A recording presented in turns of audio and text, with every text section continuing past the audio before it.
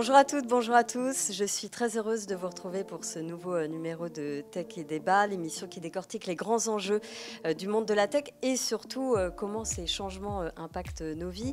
Aujourd'hui, un sujet qui parle forcément à tout le monde puisqu'on a très souvent, trop souvent, les yeux rivés sur nos téléphones et sur les réseaux sociaux. Gros plan aujourd'hui sur les influenceurs, les influenceuses, celles et ceux qui, à force de placement de produits, de posts sponsorisés, nous vendent des cosmétiques, des vêtements, des jeux, parfois des jeux d'argent ou même des placements financiers. Depuis peu, la loi encadre leur profession, mais tout va très vite. Alors, on se demande si la loi va assez loin. Ces influenceurs ont-ils trop de pouvoir sur nous, sur nos vies, sur nos envies?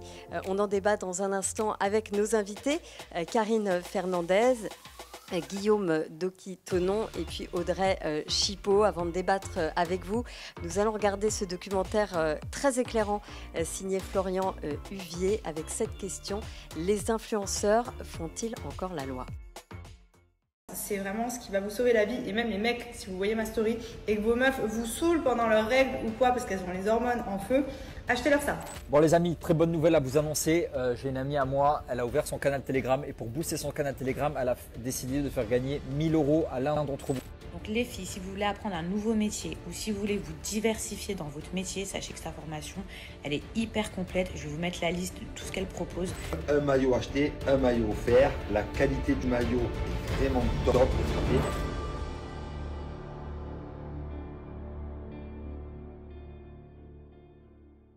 Regardez ce que j'ai. Le sérum KN Signature de Camilla. Ces placements de produits sont ceux d'influenceurs, diffusés presque quotidiennement à leurs centaines de milliers d'abonnés sur Snapchat et Instagram. Des placements de produits qui paraissent alléchants, mais qui sont tous frauduleux. Slim est une victime de cette pratique. Il a été arnaqué par Marc Blatta, un influenceur qui faisait alors la promotion de méthodes de trading. Salut à tous la famille, j'espère que vous allez bien. Ce soir est le grand soir où je vais vous expliquer les dessous du trading. Chacal. Donc, les choses que vous devez savoir. J'ai perdu 1500 € sur une période de 7 mois. Je suivais Marc Blatta sur les réseaux sociaux, notamment Instagram. Donc je regardais ses stories quotidiennement. Et je voyais que tous les jours, en fait, il partageait des stories sur le fait d'avoir des compléments de revenus. Donc il faisait la promotion de copy trading. Avant de continuer, il faut comprendre ce qu'est le copy trading. Il s'agit d'une méthode qui consiste à copier automatiquement le comportement d'un ou plusieurs traders expérimentés. C'est une méthode accessible facilement aux débutants qui n'ont pas de réelle connaissance des marchés financiers. Mais elle n'est pas dénuée de risques, puisque nos placements ne dépendent pas du tout de nous. À un moment, je me suis dit, bon, il a quand même plusieurs millions d'abonnés, il a une certaine crédibilité à avoir, il ne va pas arnaquer sa communauté. Donc pourquoi pas essayer? Donc j'ai essayé son copy trading et en fait j'ai tout perdu. Quand j'ai perdu tout mon argent, j'ai découvert, donc j'ai commencé à me renseigner sur le trading. Et à ce moment-là, j'ai découvert que chaque trader a un bilan. C'est comme une société. Donc j'ai demandé à Marc Blatta de me fournir ses bilans. Il n'a pas voulu me les fournir. J'ai créé un compte de démonstration avec de l'argent fictif. Et j'ai continué à prendre ces trades sur plusieurs mois. En étant vraiment strict et rigoureux, ne pas faire n'importe quoi, etc. Et au bout de 6 mois, donc je me suis retrouvé sur le compte de démonstration à perdre 20% de mon capital. Et là, j'ai compris que c'était une arnaque. J'ai vu qu'en fait, lui, il ne tradait pas et qu'il était seulement payé à la rétrocommission. C'est-à-dire que quand moi, je m'inscris chez le broker, chez le courtier, avec son lien d'affiliation, le courtier lui reverse une commission. C'est comme ça qu'il gagne de l'argent. C'est pour ça qu'il veut que les gens s'inscrivent au maximum. Comme Slim, plus de 500 personnes ont porté plainte en France après avoir été victimes de pratiques commerciales trompeuses de la part d'influenceurs. Pour les aider à se défendre, il a lancé un collectif d'aide aux victimes, le collectif AVI. Très rapidement, il a pu compter sur un soutien aussi inattendu que percutant, Booba. Demain, 18 h, vous assisterez à la fin d'un influx voleur extrêmement nocif. Une pièce maîtresse. Merci à tous pour les travaux. La suite, vous êtes pas prêts. J'ai presque envie de chialer. Collectif AVI, merci infiniment. Ça dépasse l'imagination. Sans le savoir, on a mené un combat plus important que jamais. Le rappeur a fait de la lutte contre les influenceurs son cheval de bataille. Il leur a même trouvé un surnom, les influx voleurs. Booba, il s'est intéressé aux influenceurs fin 2021. Il a eu une sorte de clash avec un influenceur qui s'appelle Marc Blatta sur les réseaux sociaux parce que Marc Blatta s'était moqué d'une fausse montre que Booba portait. Et donc dans ce cadre-là, Booba il s'est intéressé à qui était Marc Blatta, au placement de produits qu'il faisait et plus largement à tout cet écosystème d'influenceurs issus de la télé-réalité et à leur placement de produits qui parfois pouvaient poser question. Ça fait plusieurs années qu'il y en a qui dénoncent ces publicités frauduleuses, ces placements de produits douteux de certains influenceurs. Donc il y a des comptes sur les réseaux sociaux qui le font, il y a des médias qui ont déjà pointé avec plusieurs enquêtes certains de ces placements de produits. Mais cette dernière année, on s'y est de plus en plus intéressé parce qu'il y a une médiatisation amplifiée. Habitué aux grandes audiences, Booba sait se faire entendre. Sa voix rugueuse porte jusqu'au ministère de l'économie. Motivé entre autres par les saillies du rappeur, le ministre du Travail Bruno Le Maire annonce un travail législatif sur la question, avec pour objectif de définir des règles plus claires et plus strictes. Il y a plusieurs politiques qui ont dit qu'ils voulaient s'en saisir. Il y en a qui ont été interpellés directement sur les réseaux sociaux par des victimes, des personnes qui voulaient que ce milieu il soit plus régulé. Ça a mis ce sujet dans le débat public et ça a mis ce sujet à l'agenda. Sur les bancs de l'Assemblée nationale, cette proposition est portée par deux hommes. Le député des Français de l'étranger apparenté Renaissance Stéphane Vogetta et le député PS du Calvados Arthur Delaporte. Dans cette loi, on retrouve déjà une définition de l'influenceur. On ne savait pas ce que c'était en droit français un influenceur.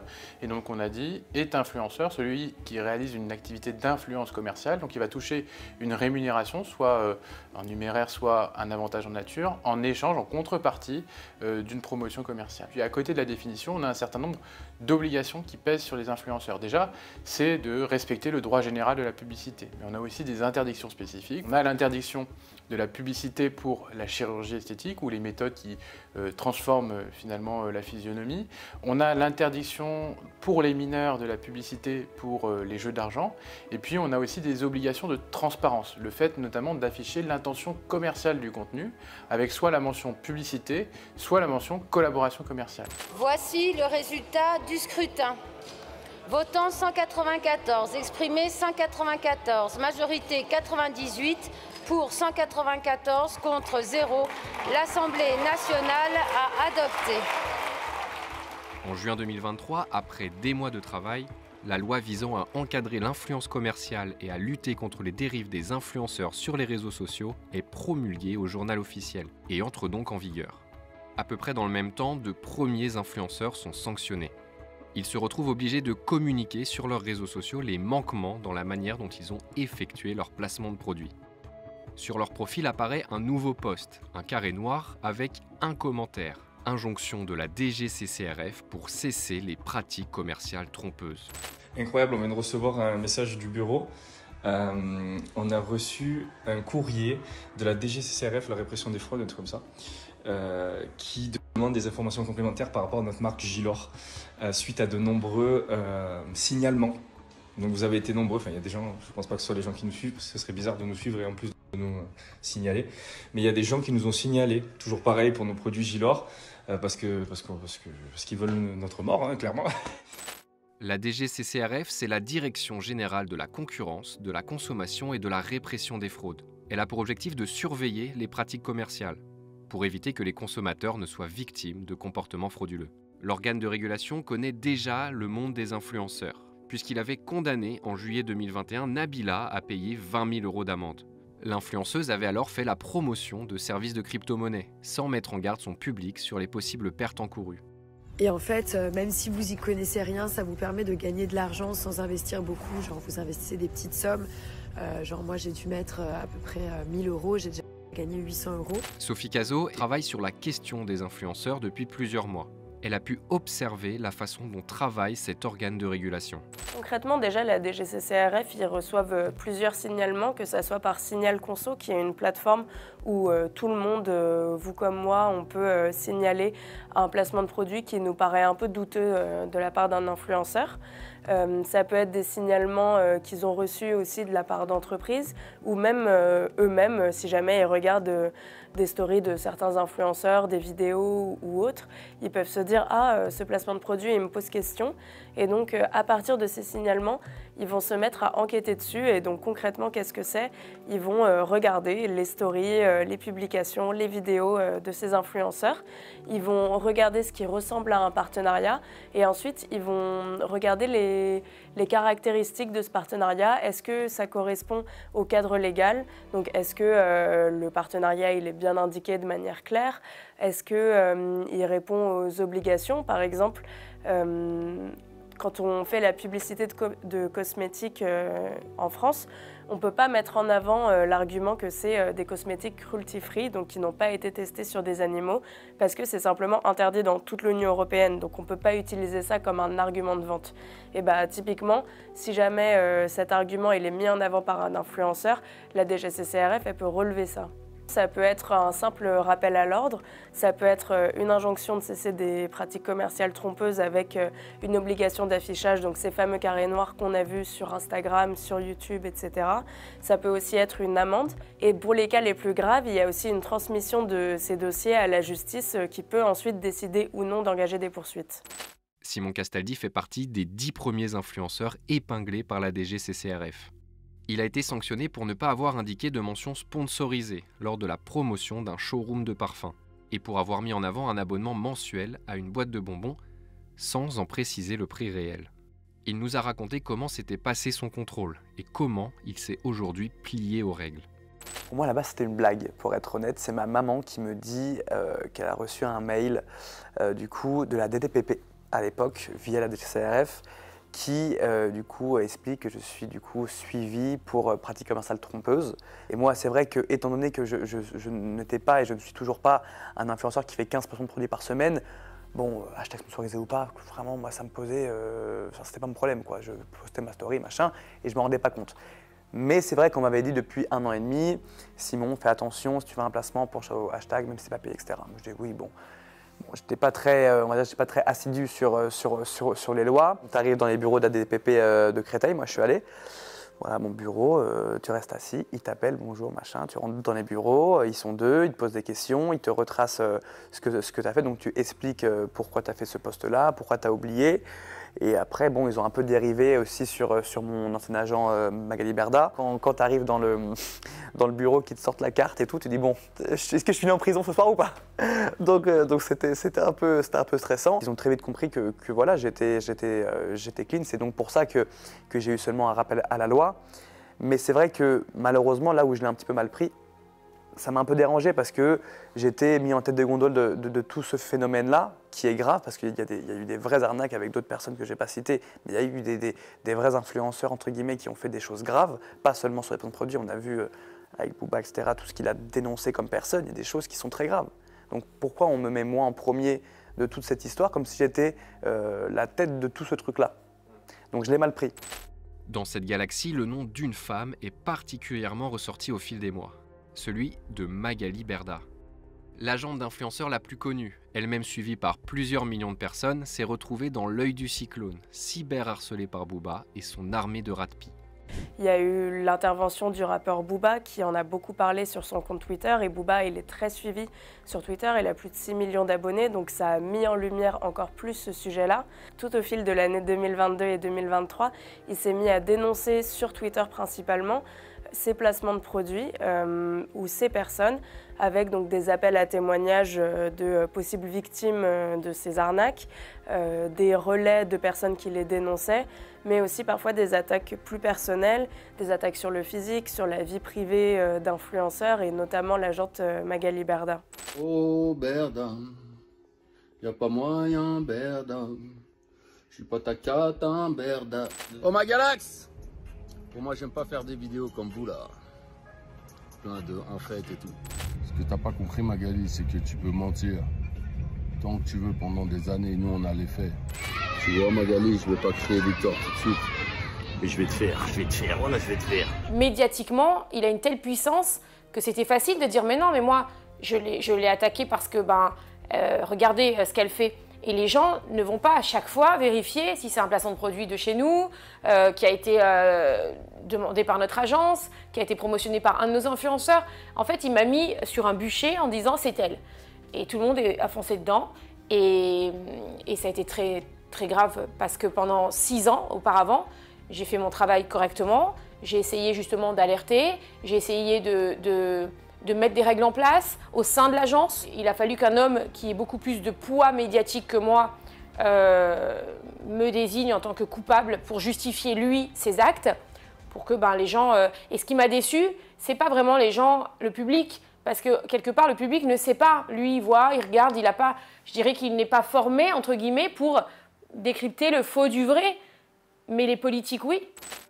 Le traitement médiatique qu'elle a reçu de la part des hommes politiques a beau lui avoir laissé un goût amer, Magali Berda est pourtant une des personnes dont la voix a été entendue, puisqu'elle a été auditionnée à plusieurs reprises dans le cadre des travaux à la mise en place des bonnes pratiques.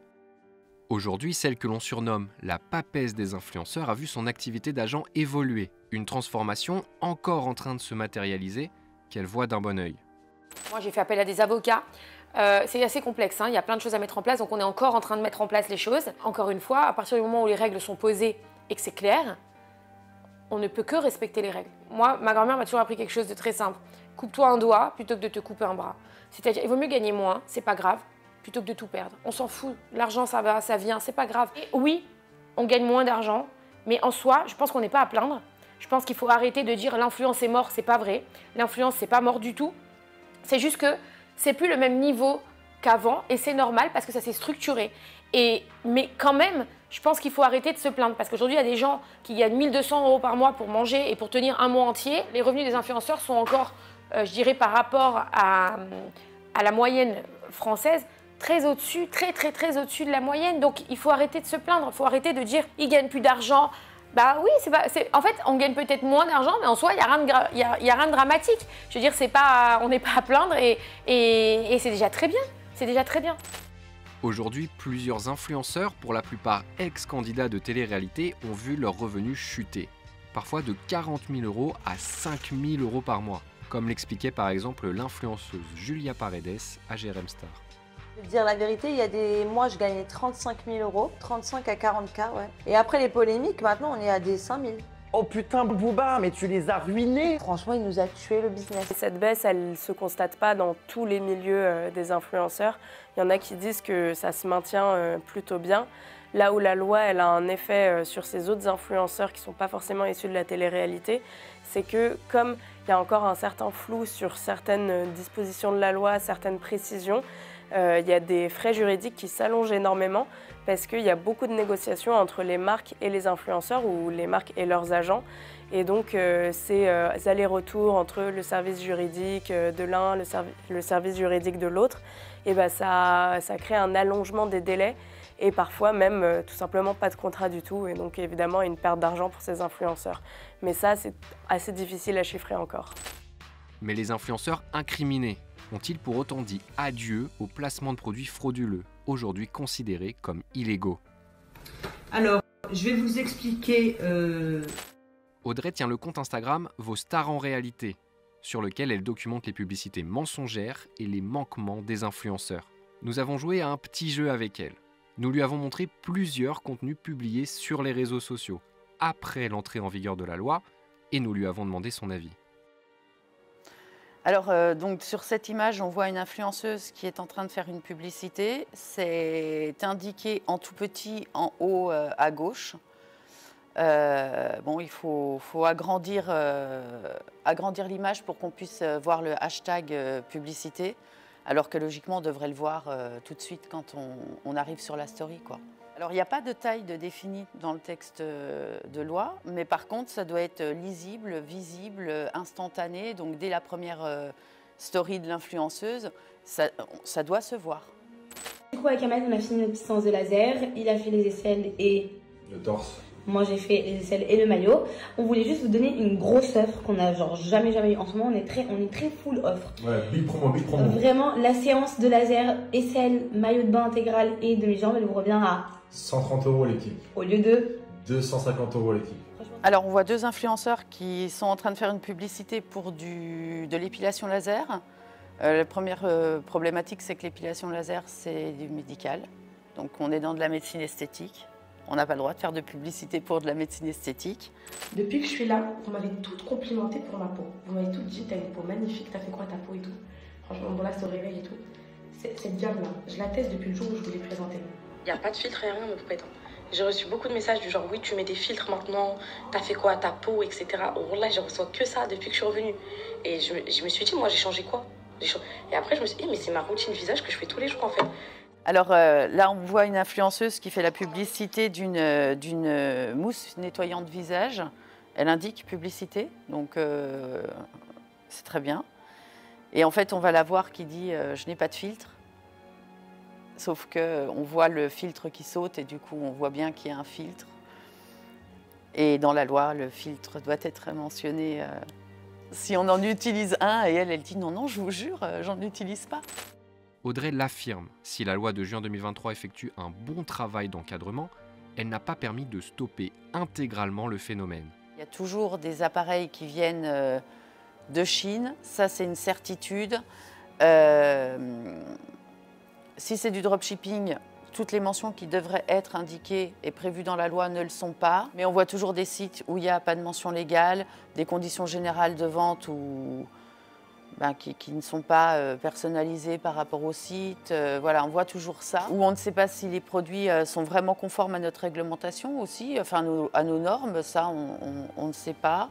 Beaucoup de pratiques illégales de la médecine sur des injections, quelles qu'elles soient, que ce soit pour grossir les lèvres ou pour les enlever, on a de tout. Des publicités pour de la médecine esthétique, on en a énormément, je trouve. Comparativement à avant, je trouve même qu'on en a plus. Pour maintenir leur train de vie dépensier, plusieurs influenceurs ont dû trouver de nouveaux moyens de gagner de l'argent. Certains ont repris d'anciennes activités. Il y en a qui reviennent à de vieilles recettes, donc ça peut être le booking en boîte de nuit ou tout simplement se faire payer pour assister à un événement, puisque ça reste des personnalités publiques. Il y a aussi le fait de faire des vidéos dédicacées, donc par exemple joyeux anniversaire Florian, plein de bisous de ma part, et donc on va facturer ça 20, 30, 40 euros. Et puis il y en a aussi qui retournent à un métier à plein temps ou à mi-temps. Alors parmi eux, il y en a qui reviennent à un métier qu'ils faisaient avant d'être influenceur ou d'avoir fait de la télé-réalité. Je pense par exemple à Marie Garet qui était dans Secret Story et qui aujourd'hui est redevenue infirmière. Et puis il y en a qui mettent ce qu'ils ont appris en tant qu'influenceur à profit. Je pense par exemple à Rania Saedi qui aujourd'hui est à mi-temps influenceuse, à mi-temps agente d'influenceur. Mais d'autres se sont détournés de Snapchat et Instagram pour TikTok. Ils ont commencé à se mettre en scène, d'abord dans des lives, mais surtout lors de matchs TikTok. Un processus au cours duquel 2 influenceurs vont s'affronter à distance, incitant leur communauté à leur faire des dons qui sont ensuite monétisables. On fait pas d'argent en tant qu'influenceur. Personne n'a d'argent. Personne n'a d'argent dans l'influence. Personne n'a d'argent, alors te frotte pas à moi, je suis millionnaire. Et ces matchs peuvent énormément rapporter. Moi, j'ai touché à peu près pour presque 900 000 euros de pièces. Ouais. Mais à moitié, quoi. Donc, ça fait à peu près 450K de pièces, tu vois. Ok. La moitié, parce que tu redonnes la moitié? Ouais, j'ai redistribué, ouais.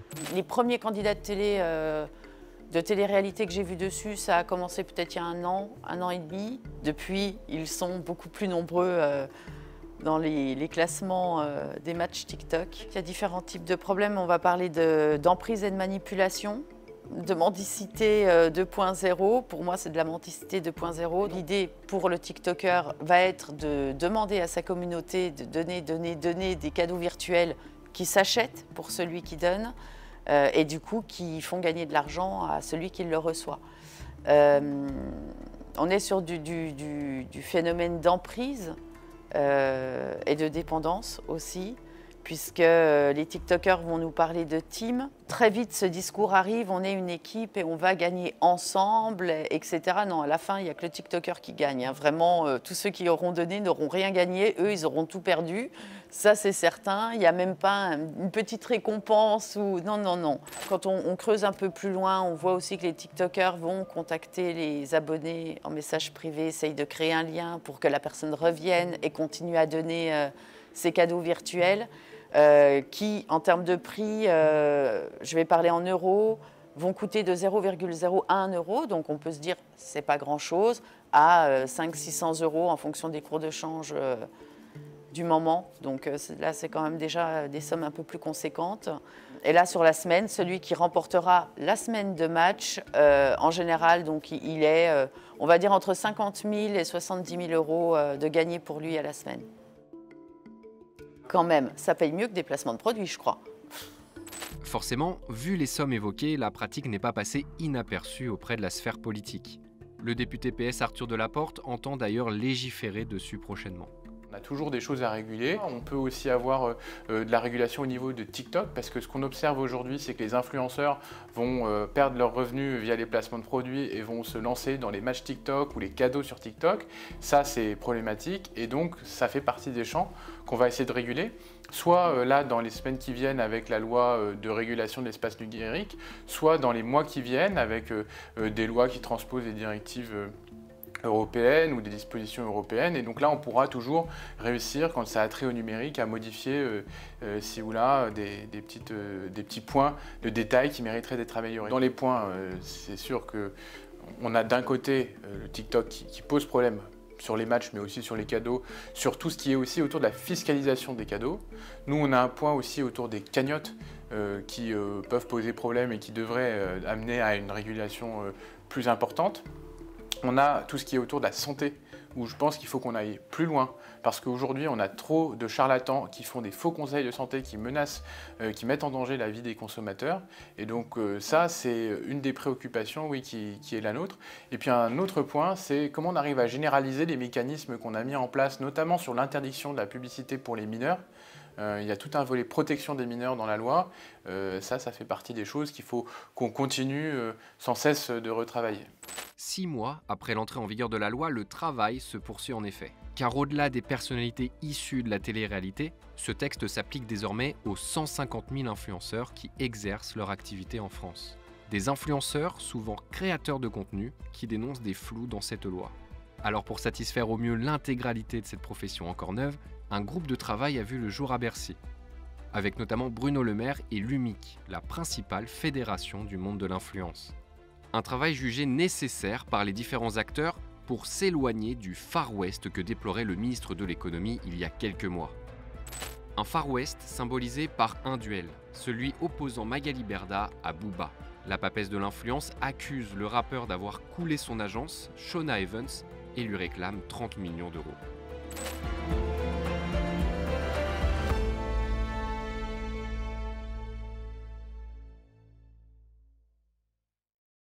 Les influenceurs font-ils encore la loi? Documentaire signé Florian Huvier, rédaction en chef Athénaïs Keller et conception graphique Pierre-Oscar Brunet. J'ai la chance d'avoir avec moi 3 invités pour débattre. Karine Fernandez, bonjour. Bonjour.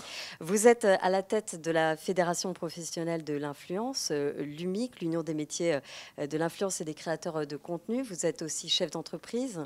Vous avez une agence? Oui, exactement. J'ai une agence qui s'appelle Point d'Orgue et qui représente des créateurs de contenu. Avec nous également Guillaume Doki-Tonon. Vous êtes cofondateur de Riche, expert en marketing d'influence. Exactement. Bonjour à vous. Bonjour. Et Audrey Chipot, qui est créatrice du compte Vos Stars en réalité. Alors vous traquez les escroqueries des influenceurs et des influenceuses sur les réseaux sociaux. Bonjour, oui, c'est ça. Ça vous prend beaucoup de temps? Ça prend un peu de temps. J'imagine. Jusqu'il y a peu, jusqu'à l'adoption de cette loi, c'était la jungle quand même dans le monde de l'influence. D'ailleurs, le gouvernement va devoir réécrire partiellement la loi. Karine Fernandez, vous diriez que la donne a changé dans le secteur depuis que cette loi est passée il y a à peine 6 mois? Je dirais que la donne a changé plutôt par rapport à la médiatisation que ça a apporté et la sensibilisation du public qui a été liée à toute cette mise en avant d'escroqueries, etc., dans le domaine des influx voleurs. Parce que du coup, je pense que ça a permis à beaucoup de monde d'être au courant des arnaques qui existaient et de pouvoir faire plus attention. Par contre, la loi en tant que telle, pour l'instant, on ne voit pas encore beaucoup de changements parce qu'il y avait déjà des règles qui existaient, qui imposaient d'être transparent sur le fait qu'on fasse un partenariat, sur le fait qu'il ne fallait pas faire de fausses allégations sur un produit. Donc ça existait déjà avant. Donc je dirais que c'est avant tout la sensibilisation médiatique qui a eu un impact aujourd'hui sur le secteur. Vous êtes d'accord avec ça ? Alors, je suis d'accord, je vous entendais dire que c'était la jungle avant, et on l'entend aussi un petit peu dans le reportage. Moi, c'est quelque chose auquel je ne suis pas forcément d'accord, parce que, comme disait Karine, avant la loi, il y avait déjà les règles sur les pratiques commerciales trompeuses qu'il fallait respecter. Il y avait déjà l'autorité de la régulation de la publicité qui, depuis 2017, donnait déjà des bonnes pratiques aux marques qui pratiquaient l'influence marketing. Et donc, il y avait déjà des règles qui se respectaient. Mais c'est vrai que la loi a permis aussi de préciser tout ça. On l'a vu dans le documentaire de Florian Huvier, Booba a médiatisé donc les nombreux abus. Audrey Chipot, vous faites partie donc de ceux qui traquent on va dire les arnaques. Avec cette nouvelle loi, est-ce que les influenceurs finalement ont arrêté d'arnaquer les gens, ou est-ce qu'ils essayent de finalement passer entre les lignes, entre les mailles du filet? Alors, il n'y a pas un arrêt, ça c'est non. Il y a eu une évolution, je vois une évolution. Ils vont sur d'autres plateformes, dans d'autres thématiques, comme les matchs TikTok, on le voit à la fin du reportage. Alors ça, moi, c'est quelque chose que j'ai découvert dans ce reportage, et je trouve ça assez inquiétant. Oui, c'est assez inquiétant. Les sommes dégagées sont monstrueuses par semaine. Et effectivement, c'est une opportunité, en tout cas, pour... Mais ça, c'est légal. Ça s'assimile à du jeu d'argent. C'est légal, c'est sur TikTok et ça se pratique. Voilà. Est-ce que la mendicité 2.0 est réglementée aujourd'hui? Je ne crois pas. Enfin bon, il y a des choses à mettre en place, en tout cas, pour ces matchs-là, c'est certain. Ce qui est vrai, c'est aussi que le monde de l'influence séduit de plus en plus le monde de la pub. La communication via les influenceurs paraît peut-être plus sincère, un peu moins classique, moins figée. Et du coup, on peut aussi se laisser convaincre par quelqu'un qu'on a l'impression de connaître, parce que dans la vie de tous les jours, il va nous parler de son fils, de son mari ou de je ne sais quoi. Et puis du coup, on se laisse tenter. Ça, c'est un peu votre créneau. C'est vrai que l'influence marketing, c'est un levier qui est très intéressant pour les annonceurs, parce que on suit en effet les recommandations des influenceurs, et de pouvoir s'exprimer directement aux consommateurs grâce aux influenceurs, c'est quelque chose qui est très intéressant pour les marques. Et d'ailleurs, elles ne s'y sont pas trompées, puisqu'aujourd'hui, il y a 80% des annonceurs qui pratiquent l'influence marketing.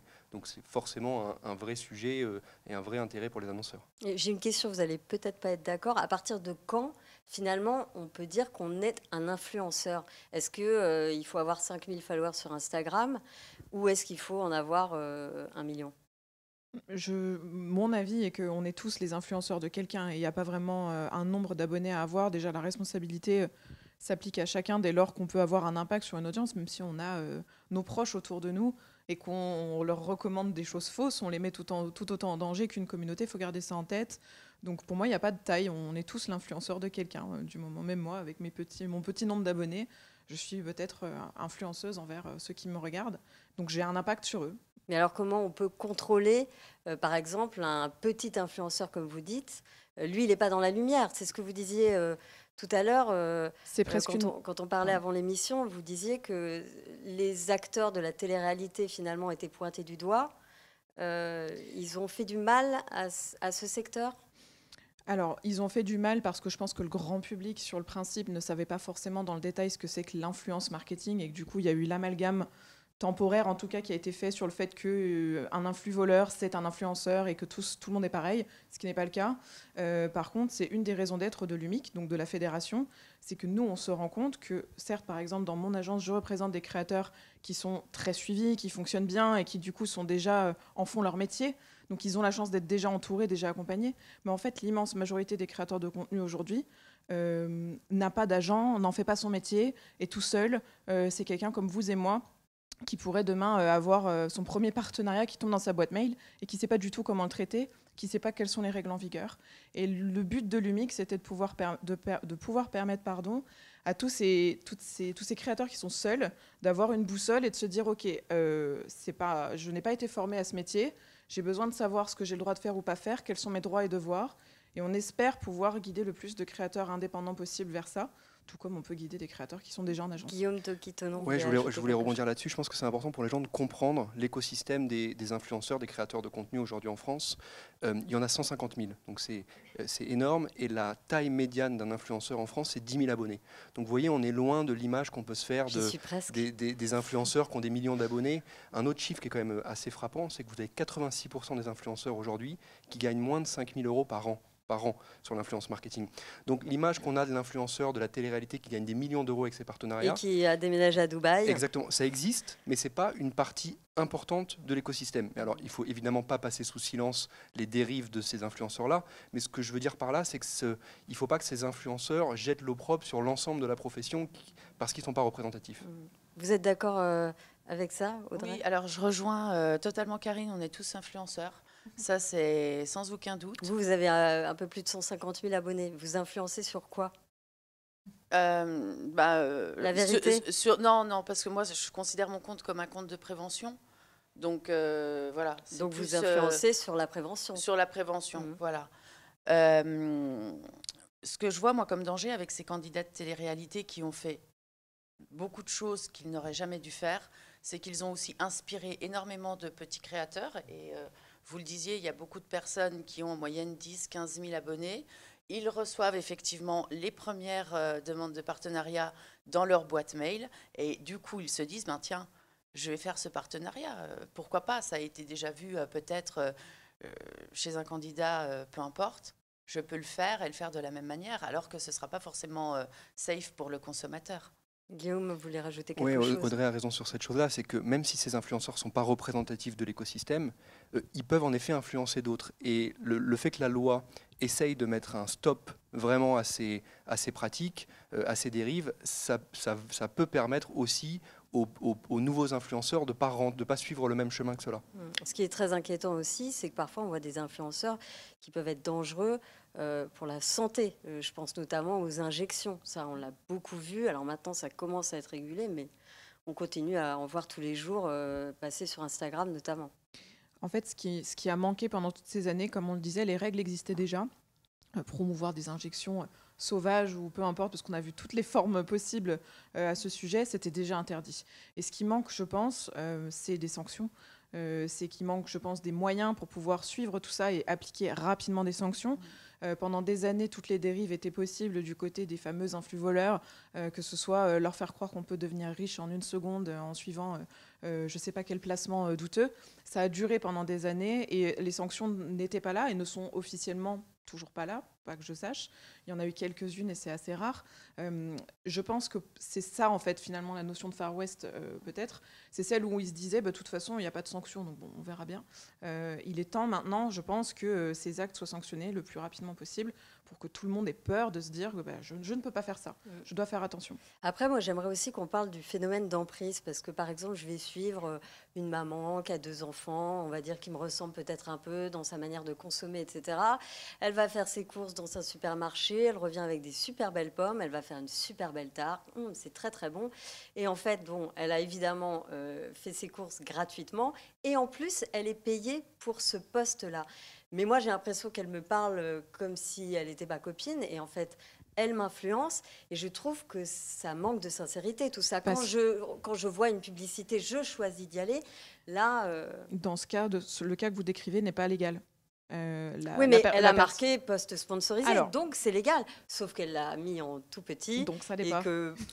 Alors en fait, il faut que ça ait quelle taille? Il y a une police. Il faut que ce soit indiscutable, instantané. Il faut que ce soit très clair. Il faut que vous n'ayez pas à fouiller, zoomer, faire pause pour regarder si c'était une collaboration. Alors il y a beaucoup de comptes qui sont dans l'illégalité. Avant que vous arriviez, je me suis amusée à regarder quelques comptes, pas forcément des téléréalités d'ailleurs. Il faut zoomer sur la pub. D'où la nécessité très forte de prévention. Encore une fois, là où on insiste, c'est que la majorité, parmi les 150 000 créateurs de contenu, sont des personnes qui ne sont même pas au courant de leurs droits et devoirs et qu'on doit faire le maximum pour essayer de les sensibiliser. Personne n'est censé ignorer la loi. Oui, alors comment on fait? On est dans le pays aux 100 000 lois, donc je pense que moi je ne les connais pas les 100 000 et c'est tout le problème. Et Audrey Chipot, est-ce qu'il ne faudrait pas finalement éduquer nos enfants? Parce que c'est eux les premiers qui se retrouvent avec un smartphone et ils sont aussi dans cette jungle de l'influence. Moi, je pense qu'il faut éduquer nos enfants à décrypter ce qu'il y a sur les réseaux, à savoir décrypter ce qu'il y a sur les réseaux. Mais donc, à partir de quand? Les schémas manipulateurs et d'emprise, parce que c'est une catastrophe. Comme on a des personnes, effectivement, de qui on se sent proche, eh bien, tout de suite, on va avoir confiance. On va nous aborder avec tout l'aspect émotionnel, les anniversaires, les mariages. J'ai quelques exemples là qui datent de ces derniers jours où des partenariats étaient présents et n'étaient pas identifiés ou identifiés sur un réseau mais pas sur les autres. Et l'influenceuse qui dit Oui, mais moi, ma communauté me suit sur tous les réseaux. Je n'ai pas à l'identifier de partout. Et on parle de bonne, on va dire entre guillemets, bonne influenceuse. C'est perturbant et c'est choquant. Donc, c'est une éducation de nos enfants pour justement comprendre tous ces petits mécanismes qu'il y a sur les réseaux. Et je pense que ça doit se faire dès peut-être la primaire, en tout cas un peu avant l'arrivée sur les réseaux sociaux. Et une éducation, moi je rejoins totalement des influenceurs et qu'ils comprennent l'importance d'identifier le partenariat. Parce qu'un partenariat, on est payé pour dire des choses bien souvent positives quand même, on va le dire, et inciter l'autre à acheter. Guillaume Doki-Tonon, ça c'est aussi votre job d'essayer de dire aux influenceurs, attention, voilà comment il faut agir et rester dans le droit chemin. Clairement, en fait, s'il n'y a pas de confiance, il n'y a pas d'influence. Et donc, l'influenceur, il faut aussi qu'il comprenne que leurs followers n'ont pas envie d'être trompés. Et ça n'a aucun intérêt. D'ailleurs, les chiffres le montrent. C'est-à-dire qu'un influenceur qui fait un partenariat et qui cache la présence du partenariat, quand les communautés s'en rendent compte, c'est pire que tout. C'est pire que tout parce qu'en fait, il perd la confiance, le lien de confiance qu'il y avait avec ses followers. Et donc, les influenceurs, ils doivent s'en rendre compte. Là, la loi, évidemment, les contraint, mais il y a aussi de l'éducation à faire auprès, en effet, des followers, mais aussi auprès des influenceurs, parce qu'encore une fois, il y en a 150 000 qui ont entre 1000 abonnés et plusieurs millions d'abonnés, que certains sont représentés par des agents, d'autres sont complètement indépendants. Pour beaucoup, leur activité d'influenceur, ils le font en activité secondaire. C'est même pas leur métier. Et donc, ces gens-là, il faut les aider, les former, leur donner tous les codes et toutes les aides pour comprendre cette loi. Et il y a une école qui existe, comment on fait? Il y a l'UMIC. Voilà. C'est notre but, c'est vraiment d'essayer de rendre ça accessible à tout le monde. Cette information de ses droits et devoirs, aujourd'hui, voilà, je pense que toute personne qui reçoit sa première demande de partenariat va pas trop savoir quoi chercher sur Internet pour savoir ce qui est OK ou pas OK. Si demain, une marque je sais pas, de décoration que vous admirez a repéré votre profil alors que vous avez moins de 10 000 abonnés et vous envoie un mail en vous disant, voilà, on va te payer et puis tu fais ci, tu fais ça et tu postes comme ci et comme ça, tout naturellement, le créateur va se dire, enfin l'influenceur, c'est très heureux de voir sa première demande, va faire ce que la marque va lui dire, mais n'aura jamais le recul, en tout cas pas au début, pour se dire, est-ce que tout ce qu'on me demande de faire est correct? Est-ce que je suis dans mes droits, dans mes devoirs? Non, la marque, elle a sa demande. Elle est censée maintenant faire très attention sur le respect de ces règles-là, puisqu'elle est co-responsable. Mais on essaye de rendre accessible l'information sur ce qu'un créateur peut faire ou pas, parce qu'on se rend bien compte que ce n'est pas à la portée de tout le monde comme ça, dès qu'on a son premier partenariat. Est-ce que ça, c'est pas aussi le rôle de l'influenceur, de dire, si toi aussi tu veux devenir comme moi, tu peux te renseigner, notamment grâce à l'UMIC? Certains l'ont fait déjà quand la fédération s'est lancée, des créateurs de contenu comme Marie Lopez d'ailleurs, qui fait partie de l'UMIC aussi, ont mis leur énergie à communiquer sur le fait que l'UMIC se lançait, que si des créateurs qui sont tout seuls ou qui n'ont pas la chance d'avoir une agence qui les accompagne souhaitaient mieux comprendre le métier et faire attention et se professionnaliser, il existait la fédération pour être accompagnés. Audrey Chipot, vous recevez parfois des messages de jeunes qui sont un peu paumés dans ce monde de l'influence. Alors, pas forcément des influenceurs, mais plutôt des victimes d'influence. Vous parliez d'emprise tout à l'heure. Alors, moi, j'ai énormément d'influenceurs qui me suivent et avec lesquels je communique sur les règles depuis déjà quasiment le début. J'ai beaucoup conseillé la RPP, pour le coup. La RPP, qui est l'autorité de régulation de la publicité et qui a créé un certificat en septembre 2021, auquel j'ai participé un petit peu au démarrage, puisque j'ai été une des premières à le passer. Donc ça, moi déjà, les influenceurs, je les redirige quelque part. Et au niveau des victimes, j'en ai eu énormément en 2019, 2020, un petit peu en 2021, et franchement, c'est en décroissance notoire depuis début 2021. Pourquoi? Parce que les victimes, il y en a eu énormément au moment du Covid. C'est là où les publicités ont explosé sur l'ensemble des... Où tout le monde était très seul chez soi avec son téléphone. Et ont beaucoup acheté. Les marques, bonnes ou moins bonnes, ont été chercher de la visibilité et du chiffre. Donc voilà, et je voulais juste rebondir sur une petite chose, c'est que l'identification, ça fait très longtemps qu'elle est obligatoire, mais là, ça s'est médiatisé. Et ça a eu un impact. C'est-à-dire l'identification lorsque je dois publicité. dire que je fais de la pub. Tout à fait. Là, ça a eu un impact. Et l'impact sur les internautes a été exceptionnel. Parce qu'effectivement, il y a eu de plus en plus d'influenceurs qui ont commencé à identifier certains partenariats. Pas tous, mais en tout cas certains. Et moi, je recevais des messages qui me disaient « Je suis déçue, je pensais que c'était sa vie. Et en fait, je me rends compte qu'il mentait. Et que ce soit bon ou pas, moins bon influenceur, on va dire influenceurs globaux, ça a été une déception des abonnés globale, cette identification, puisqu'ils se sont rendus compte que ce qu'ils voyaient n'était pas ce qu'il était. Ouais. Et de toute façon, même ce qu'il voit n'est pas forcément ce qu'il est, même avec un petit hashtag publicité, Guillaume. Je voulais rebondir aussi sur les victimes que vous évoquez. Alors, évidemment, il y a eu des victimes, et notamment pendant le Covid, mais faut encore une fois, il ne faut pas résumer l'influence marketing à ça. Parce que ça serait une erreur.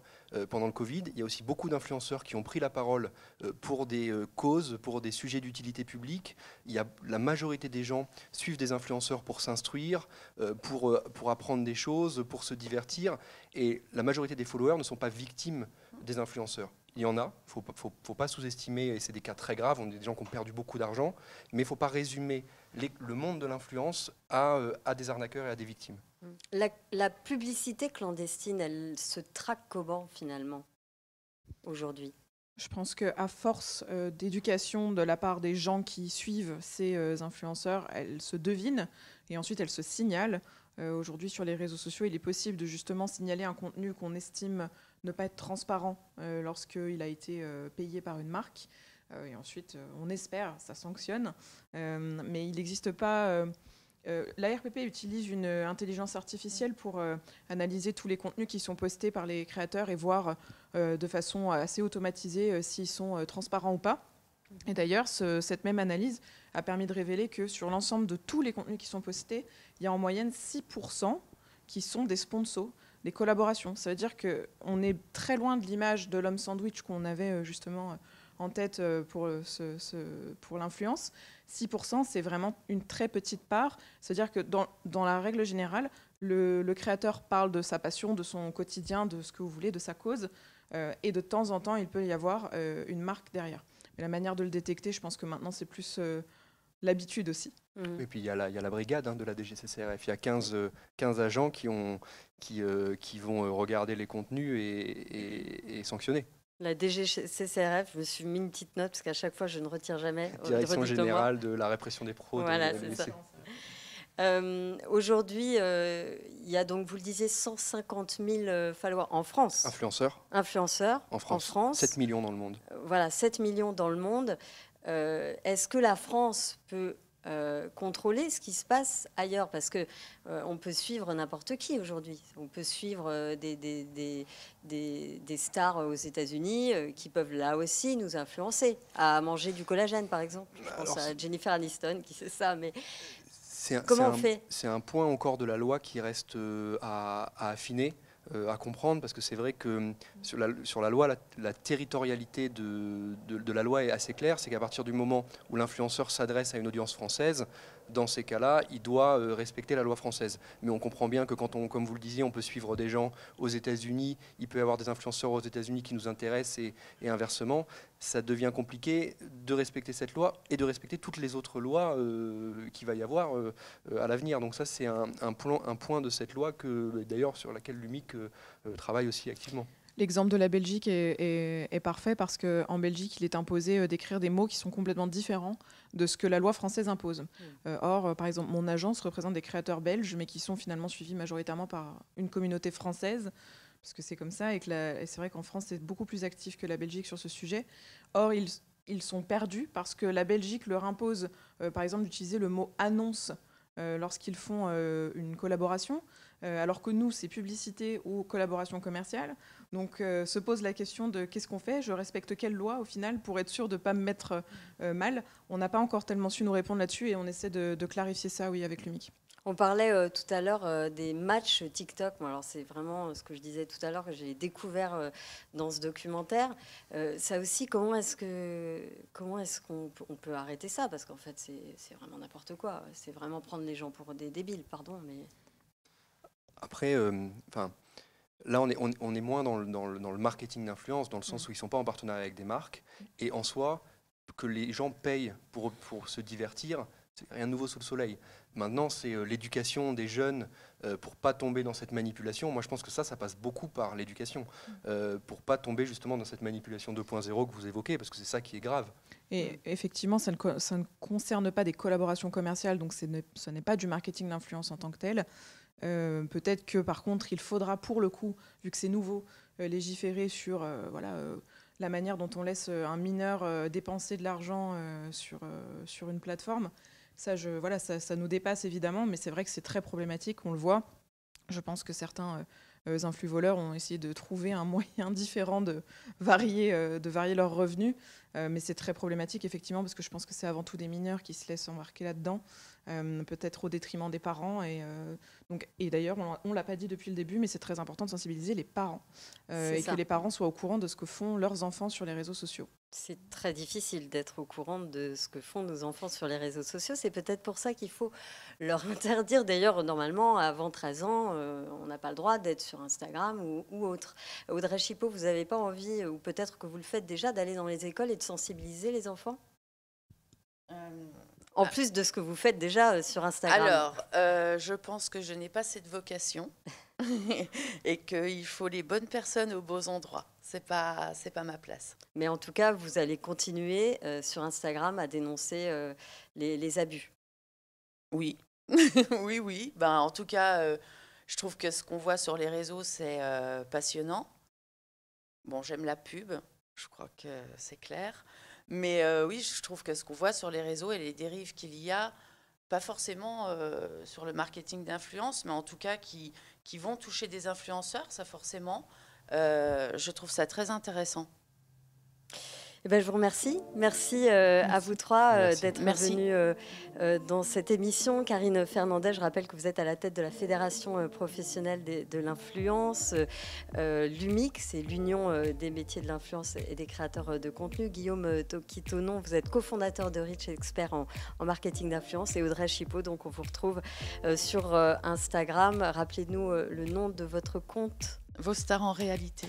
Merci à tous les trois d'être venus et merci aux équipes qui m'ont aidé à préparer cette émission. Laure Foulquier, bien sûr, Florian Huvier, Julien Mielcarec et Athénaïs Keller. Et merci bien sûr à la technique. À très bientôt pour un nouveau numéro de Tech et Débat. Vous savez quoi, on peut se retrouver sur Instagram, hashtag collaboration commerciale ou non commerciale, hashtag émission indispensable. À très vite.